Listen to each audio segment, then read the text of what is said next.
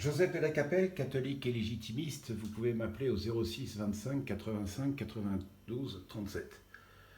Le grand dénouement, nous sommes le 11 juin 2026 et en fait il se passe tout le temps des choses et donc il y a les forces du bien, il y a les forces du mal qui agissent, mais il y a quand même un grand dénouement.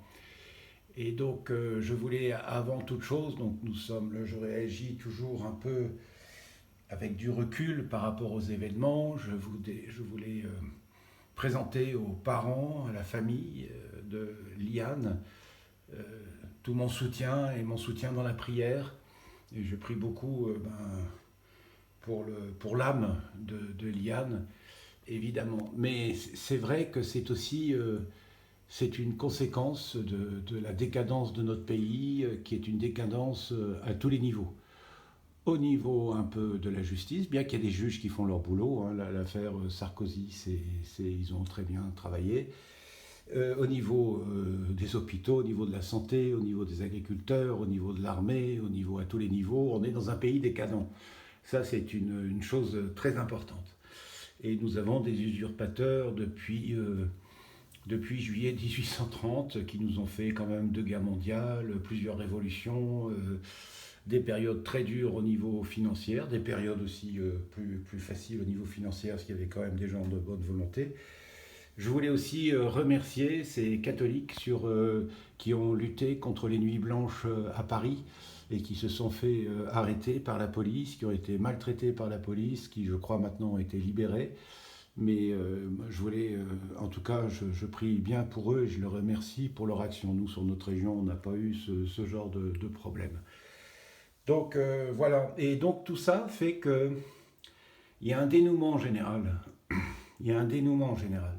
Avec des forces politiques majeures, les USA de Trump, Poutine, la Chine, l'Inde, les pays, tous les pays du monde qui se dressent, y compris Trump d'ailleurs, contre l'impérialisme anglais. Puis on s'aperçoit aujourd'hui que l'État profond américain et tout ça, c'était quand même beaucoup le Royaume-Uni.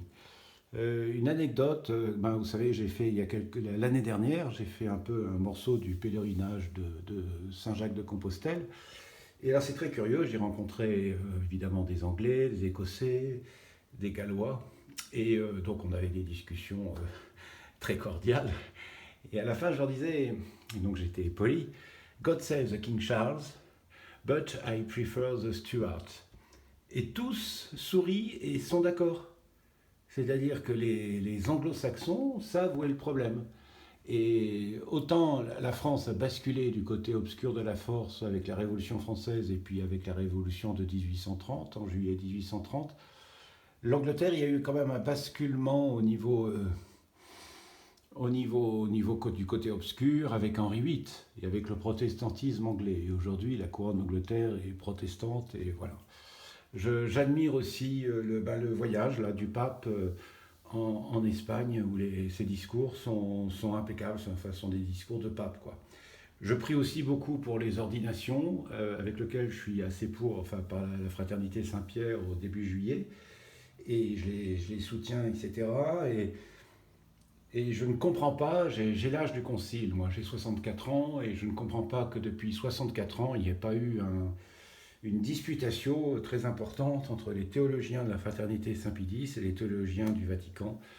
Et il y a quand même un certain nombre de problèmes qui doivent être résolus dans le problème de Vatican II.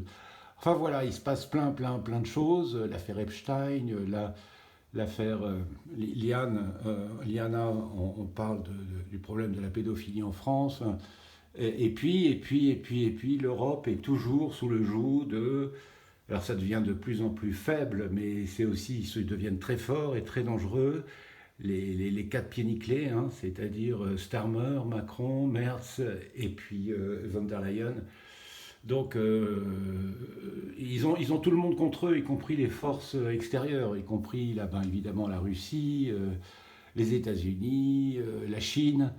Donc est-ce qu'à un moment ça va s'écrouler? Comment ça va s'écrouler et tout ça? Donc les gens me disent quand est-ce que le roi revient et tout ça. Je ne pense pas que dans un premier temps, il peut revenir comme ça. On a énormément de méchants gauchistes en France. On a beaucoup de gens qui ont été marqués par l'idéologie depuis 250 ans révolutionnaire et républicaine.